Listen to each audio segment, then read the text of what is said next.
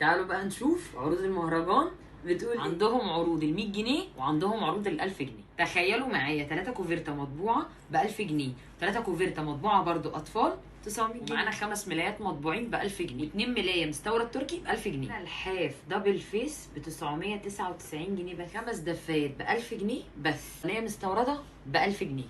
بطانيه بملايه 4 قطع ب 1250 جنيه. 8 فوط تركي مستورده ب 1000 جنيه. عندهم عروض كتير داخل المول، ده غير ان عندهم بقى تصفيات مصانع حتى نفاذ الكميه. العروض دي كلها هتلاقوها اونلاين، طبعا عندهم خدمه الاونلاين وشحن جميع المحافظات، وهسيب لكم اللينك.